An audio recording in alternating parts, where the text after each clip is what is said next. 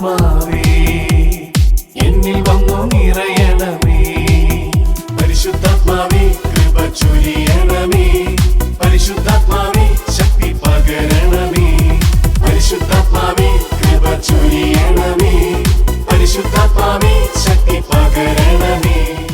പരിശുദ്ധ പരമദിവ്യകാരുണ്യ നാഥനായ ഈശോയ്ക്ക് എന്നേരവും ആരാധനയും സ്തുതിയും പുകഴ്ചയും ഉണ്ടായിരിക്കട്ടെ. നിത്യസ്തുതിക്ക് യോഗ്യനായ പരിശുദ്ധ പരമദിവ്യകാരുണ്യ നാഥനായ ഈശോയ്ക്ക് എന്നേരവും ആരാധനയും സ്തുതിയും പുകഴ്ചയും ഉണ്ടായിരിക്കട്ടെ. സ്നേഹത്തോടെ കാരുണ്യമായി നമ്മുടെ കൂടെ വസിക്കുന്ന പരിശുദ്ധ പരമദിവ്യകാരുണ്യ നാഥനായ ഈശോയ്ക്ക് എന്നേരവും ആരാധനയും സ്തുതിയും പുകഴ്ചയും ഉണ്ടായിരിക്കട്ടെ. ദിവ്യകാരുണ്യമായി നമ്മുടെ കൂടെ ആയിരിക്കുന്ന നല്ല തമ്പുരാനെ നമുക്ക് ആരാധിക്കാം. ഈ ഒരു മണിക്കൂറിൽ കർത്താവിൻ്റെ കരുണയിൽ ആശ്രയിച്ചുകൊണ്ട്, കർത്താവേ നിൻ്റെ കരുണയുടെ ആ ഒരു വലിയ അനുഭവം ഞങ്ങൾക്ക് നൽകണമേ എന്ന് നമുക്ക് ഈ നിമിഷം പ്രാർത്ഥിക്കാം. സങ്കീർത്തനോടൊപ്പം നമുക്കും പ്രാർത്ഥിക്കാം. 119 സങ്കീർത്തനം അതിൻ്റെ 57 തിരുവചനം, 57, 58 തിരുവചനം. കർത്താവാണ് എൻ്റെ ഓഹരി, അവിടുത്തെ കൽപ്പനകൾ പാലിക്കുമെന്ന് ഞാൻ വാഗ്ദാനം ചെയ്യുന്നു. പൂർണ്ണ ഹൃദയത്തോടെ ഞാൻ അങ്ങയുടെ കാരുണ്യത്തിനായി യാചിക്കുന്നു. അങ്ങയുടെ വാഗ്ദാനത്തിനൊത്ത വിധം എന്നോട് കൃപ തോന്നണമേ. അതായത് ദൈവം വാഗ്ദാനം ചെയ്ത ഒരു വലിയ കാര്യമാണ് കർത്താവ് നമ്മുടെ മേൽ കരുണ ചൊരിയുമെന്നുള്ളത്. ആ ഒരു വലിയ കരുണ, ആ ഒരു വലിയ വാഗ്ദാനത്തിൽ പൂർണ്ണമായി വിശ്വസിച്ചുകൊണ്ട് ഒന്ന് ചേർന്ന് നമുക്ക് പ്രാർത്ഥിക്കാം. ഈശോയുടെ തിരുഹൃദയത്തിൽ നിന്ന് ഞങ്ങൾക്ക് കാരുണ്യ സ്രോതസ്സായി ഒഴുകിയിറങ്ങിയ തിരുരക്തമേ, തിരുജലമേ, ഞങ്ങളെങ്കിൽ ശരണപ്പെടുന്നു. ഈശോയുടെ തിരുഹൃദയത്തിൽ നിന്ന് ഞങ്ങൾക്ക് കാരുണ്യ സ്രോതസ്സായി ഒഴുകിയിറങ്ങിയ തിരുരക്തമേ, തിരുജലമേ, ഞങ്ങളെങ്കിൽ ശരണപ്പെടുന്നു. ഈശോയുടെ തിരുഹൃദയത്തിൽ നിന്ന് ഞങ്ങൾക്ക് കാരുണ്യ സ്രോതസ്സായി ഒഴുകിയിറങ്ങിയ തിരുരക്തമേ, തിരുജലമേ, ഞങ്ങളെങ്കിൽ ശരണപ്പെടുന്നു. ഈശോയിൽ പ്രിയപ്പെട്ടവരെ, ഈ കൃപയുടെ സമയം കർത്താവിൻ്റെ കരുണയെ ധ്യാനിച്ചുകൊണ്ട് കർത്താവിൻ്റെ സന്നിധിയിലായിരിക്കുന്ന നിമിഷമാണ്. നമ്മളിന്ന് വളരെ പ്രത്യേകമായി ധ്യാന വിഷയമാക്കുന്നത് ലൂക്കായുടെ സുവിശേഷം 10-ാം അധ്യായം അതിൻ്റെ 21 മുതലുള്ള വചനഭാഗങ്ങളാണ്. ഈ വചനഭാഗത്ത് നമ്മൾ പ്രധാനമായിട്ടും കാണുക, ഈശോ ആത്മാവിൽ സന്തോഷിച്ചുകൊണ്ട് ആനന്ദിച്ചുകൊണ്ട് പറഞ്ഞു, സ്വർഗത്തിൻ്റെയും ഭൂമിയുടെയും നാഥനായ ദൈവമേ, ദൈവരാജ്യത്തിൻ്റെ വലിയ രഹസ്യങ്ങൾ ഈ സാധാരണക്കാർക്ക് നീ പറഞ്ഞു കൊടുത്തു. ദൈവത്തിൻ്റെ ഈശോ ഏറ്റവും അധികം സന്തോഷിക്കാനുള്ള കാരണം അതാണ്. അതായത് ഇത്രമാത്രം ശക്തമായ ദൈവരാജ്യത്തിൻ്റെ നിഗൂഢമായ രഹസ്യങ്ങൾ ഈ സാധാരണക്കാരായ ശിഷ്യന്മാർക്ക് അങ്ങ് പറഞ്ഞു കൊടുത്തല്ലോ. വീണ്ടും 23-ാമത്തെ തിരുവചനത്തിൽ ഈശോ പറയാണ്, ശിഷ്യന്മാരുടെ നേരെ തിരിഞ്ഞ് അവരോട് മാത്രമായി പറഞ്ഞു, നിങ്ങൾ കാണുന്ന കണ്ണുകൾ ഭാഗ്യമുള്ളവ. എന്തെന്നാൽ നിങ്ങൾ കാണുന്ന കണ്ണുകൾ ഭാഗ്യമുള്ളവ. എന്തെന്നാൽ ഞാൻ പറയുന്നു, അനേകം പ്രവാചകന്മാരും രാജാക്കന്മാരും നിങ്ങൾ കാണുന്നവ കാണാൻ ആഗ്രഹിച്ചു എങ്കിലും കണ്ടില്ല, നിങ്ങൾ കേൾക്കുന്നവ കേൾക്കാൻ ആഗ്രഹിച്ചു എങ്കിലും കേട്ടില്ല. ഈശോയുടെ പ്രിയപ്പെട്ട ശിഷ്യന്മാർക്ക് ഈശോ എന്താണ് പറഞ്ഞതെന്നോ ഇതിൻ്റെ അർത്ഥം എന്താണെന്നൊന്ന് ഗ്രഹിക്കാനായിട്ടും പൂർണ്ണമായിട്ടും സാധിച്ചു കാണത്തില്ല. പക്ഷേ പരിശുദ്ധാത്മാവിനാൽ നിറഞ്ഞു കഴിഞ്ഞപ്പോൾ അവർ മനസ്സിലാക്കിയൊരു കാര്യം, പ്രവാചകന്മാരും രാജാക്കന്മാരും ഒക്കെ കാണാനും കേൾക്കാനും ഒക്കെ കൊതിച്ചിരുന്ന സർവശക്തനായ ദൈവത്തെ കണ്ടുമുട്ടുവാനും തൊടുവാനും അനുഭവിക്കുവാനും ഒക്കെയുള്ള വലിയ സൗഭാഗ്യമാണ് ഞങ്ങൾക്ക് ലഭിച്ചതെന്ന്. പ്രിയപ്പെട്ടവരെ, ഇന്ന് നമ്മളോട് ആരെങ്കിലും ചോദിക്കുകയാണ്, നമുക്ക് കിട്ടിയ ഏറ്റവും വലിയ അനുഗ്രഹം എന്താണ് എന്ന് ചോദിച്ചാൽ നമുക്ക് ഒരു മടിയും കൂടാതെ പറയാൻ പറ്റണം, അത് എന്നെ സ്നേഹിക്കുന്ന എൻ്റെ ഈശോ തന്നെയാണ്. ഞാൻ സ്നേഹിക്കുന്ന, ഞാൻ വിശ്വസിക്കുന്ന എൻ്റെ സ്നേഹമുള്ള ഈശോയാണ് എൻ്റെ ഏറ്റവും വലിയ സൗഭാഗ്യമെന്ന് എനിക്ക് പറയാൻ സാധിക്കും. അതുകൊണ്ടാണ് ഈശോ പറഞ്ഞത്, നിങ്ങൾ കാണുന്ന കണ്ണുകൾ, നിങ്ങളുടെ കണ്ണുകൾ ഭാഗ്യമുള്ളവ, നിങ്ങളുടെ കാതുകൾ ഭാഗ്യമുള്ളവ. കാരണം മറ്റാർക്കും കിട്ടാത്ത, അവർ ഒത്തിരിയേറെ ആളുകൾ കാലങ്ങളോളം കാത്തിരുന്ന ഒരു വലിയ കാര്യമാണ് നിങ്ങൾ കാണുന്നത്. കാരണം ഇത് പറയാൻ കാരണം, ഇസ്രായേൽ ജനത്തിൻ്റെ ഒരു ചരിത്രം പരിശോധിച്ചു കഴിഞ്ഞാൽ ഒരു രക്ഷകനെ പാർത്തിരുന്ന ഒരു ജനമായിരുന്നു. അവരുടെ പ്രാർത്ഥനയിലും അവരുടെ വിശ്വാസത്തിലും എപ്പോഴും ഒരു രക്ഷകനെ അവർ പ്രതീക്ഷിച്ചിരുന്നു. പ്രവാചകന്മാരിലൂടെ ഈ ഒരു വലിയ കാര്യം പറയുന്നുണ്ട്. യെശയ്യാ പ്രവാചകൻ്റെ പുസ്തകം ശ്രദ്ധിച്ചു കഴിഞ്ഞാൽ 7-ാം അധ്യായത്തിൽ നമ്മൾ കാണുന്നുണ്ട്. അതിനാൽ കർത്താവ് തന്നെ നിനക്ക് ഒരടയാളം തരും, യുവതി ഗർഭം ധരിച്ചൊരു പുത്രനെ പ്രസവിക്കും, അവൻ ഇമ്മാനുവേൽ എന്ന് വിളിക്കപ്പെടും. അതായത് ഈശോയെക്കുറിച്ചുള്ള പ്രവചനങ്ങൾ ആരംഭിക്കുകയാണ്. അതായത് യെശയ്യാ പ്രവാചകനോട് പറയുന്ന കാര്യം, അവൻ ഇമ്മാനുവേൽ എന്ന് വിളിക്കപ്പെടും, ദൈവം നമ്മോട് കൂടെ. അതായത് ഈശോ ജനിക്കുന്നതിന് വർഷങ്ങൾ, നൂറ്റാണ്ടുകൾക്ക് മുമ്പ് തന്നെ യെശയ്യാ പ്രവാചകൻ പ്രവചിച്ച കാര്യമാണത്. അതായത് അവൻ ഇമ്മാനുവേൽ എന്ന് വിളിക്കപ്പെടും. അതുകൊണ്ടാണ് പരിശുദ്ധ അമ്മയോട് ദൈവദൂതൻ പറയുന്നത്, അവൻ ഇമ്മാനുവേലാണ്, അവൻ ഇമ്മാനുവേൽ എന്ന് വിളിക്കപ്പെടും. വീണ്ടും നമ്മൾ കാണുന്നത് 9-ാമത്തെ അധ്യായത്തിൽ അതിൻ്റെ 6-ാം തിരുവചനം പറയുന്നു, എന്തെന്നാൽ നമുക്കൊരു ശിശു ജനിച്ചിരിക്കുന്നു, നമുക്കൊരു പുത്രൻ നൽകപ്പെട്ടിരിക്കുന്നു, ആധിപത്യം അവൻ്റെ ചുമലിലായിരിക്കും, വിസ്മയനായ ഉപദേഷ്ടാവ്, ശക്തനായ ദൈവം, നിത്യനായ പിതാവ്, സമാധാനത്തിൻ്റെ രാജാവ് എന്ന് അവൻ വിളിക്കപ്പെടും. പ്രിയപ്പെട്ടവരെ, ഈ ഒരു പ്രവചനങ്ങൾ മുഴുവനും പൂർത്തിയാകുന്നത് ഈശോയിലാണ് നമുക്ക് കാണാൻ പറ്റും. മത്തായി സുവിശേഷകൻ്റെ സുവിശേഷത്തിലൂടെ കടന്നു പോകുമ്പോൾ പഴയ നിയമത്തിൻ്റെ പൂർത്തീകരണം ക്രിസ്തുവിലാണ് എന്നുള്ളത് കൃത്യമായിട്ടും പഠിപ്പിക്കുന്ന സുവിശേഷകനെ കാണാൻ പറ്റും.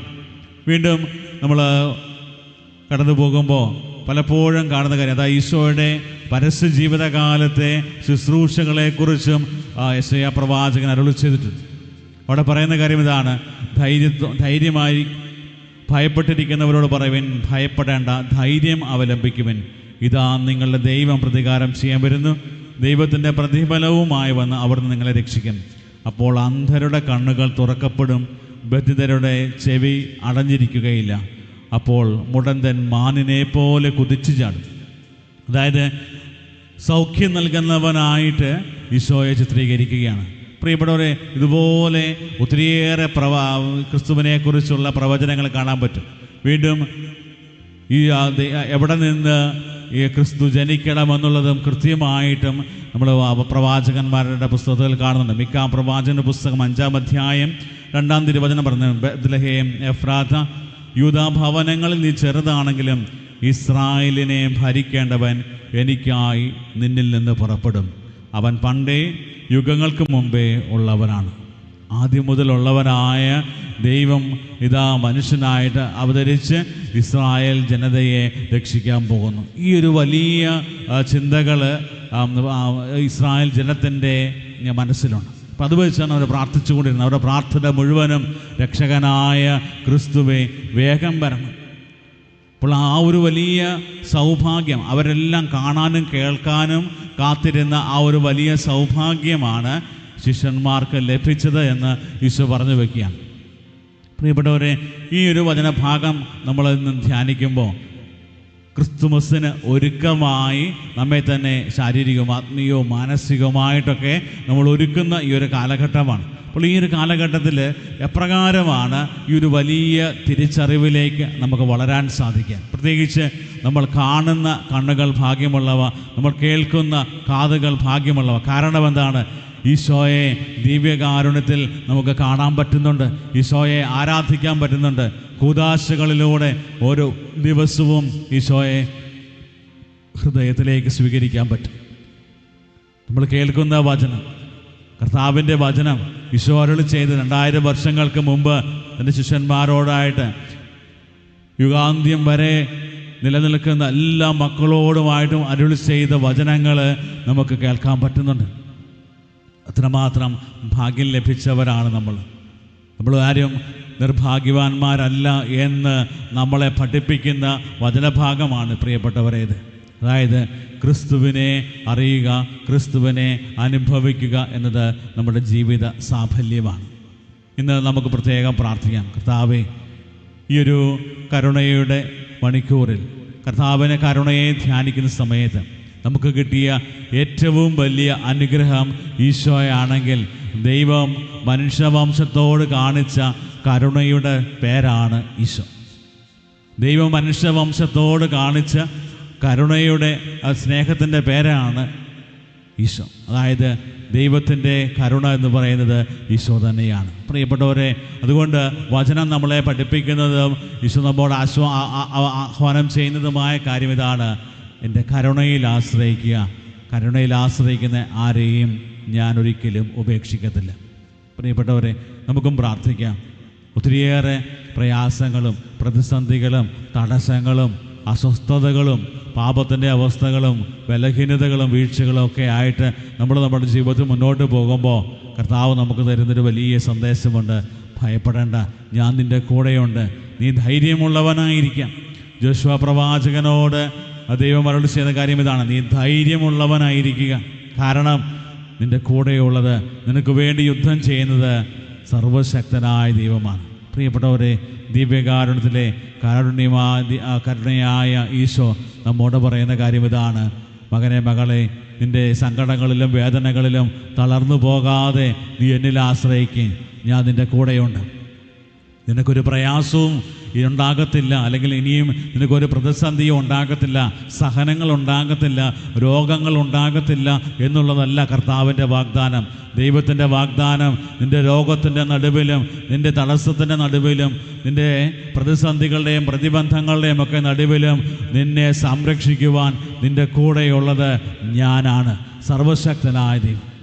പ്രിയപ്പെട്ടവരെ, ഈ ഒരു വലിയ അവബോധത്തിലേക്ക് നമുക്ക് വളരുവാനായിട്ട് നമുക്ക് ആഗ്രഹിച്ച് പ്രാർത്ഥിക്കാം.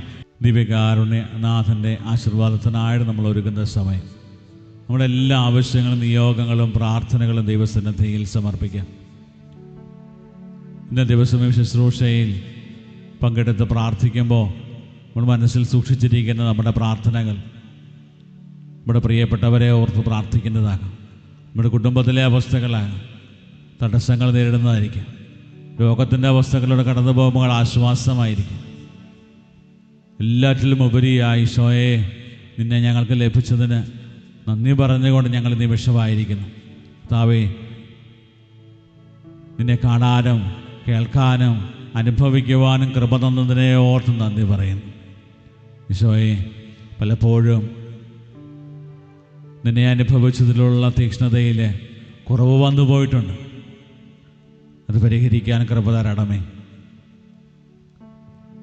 പ്രാർത്ഥനാ സഹായം ആവശ്യപ്പെട്ട എല്ലാവരെയും കർത്താവെ അങ്ങനെ കരങ്ങളിലേക്കും കരുണയിലേക്കും സമർപ്പിച്ച് പ്രാർത്ഥിക്കുന്നു. ഞങ്ങളുടെ കുടുംബങ്ങളെ പ്രത്യേകം സമർപ്പിക്കുന്നു. ഈശോയെ, പാപത്തിലേക്ക് വീണു പോകാതെ സ്വർഗീയമായ ഒരു കുടുംബജീവിതത്തിന് അതിനുവേണ്ടി പരിശ്രമിക്കുവാനുള്ള കൃപ തരണമേ എന്ന് പ്രത്യേകം പ്രാർത്ഥിക്കുന്നു. നമ്മുടെ എല്ലാ ആവശ്യങ്ങളും നിയോഗങ്ങളും ദൈവസന്നിധിയിൽ സമർപ്പിച്ചുകൊണ്ട് താഴ്ന്ന സ്വരത്തിൽ ദൈവത്തെ സ്തുതിച്ച് കർത്താവെ, ഞങ്ങൾ അങ്ങിൽ ശരണപ്പെടുന്നു, നിന്റെ കരുണയിൽ ആശ്രയിക്കുന്നു എന്നുള്ള പ്രാർത്ഥനയോടെ താഴ്ന്ന സ്വരത്തിൽ ദൈവത്തെ സ്തുതിച്ചുകൊണ്ട് നമുക്ക് കർത്താവിൻ്റെ ആശീർവാദം സ്വീകരിക്കാം. ഈശോയെ നന്ദി.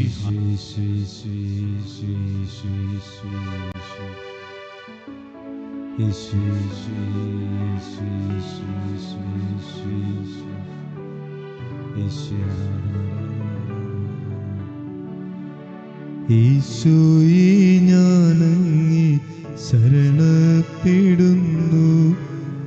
ഈശോയെ, ഞാനങ്ങേ ശരണപ്പെടുന്നു. പരിശുദ്ധ പരമമാ ദിവ്യകാരുണ്യമേ, എന്നുമെന്നും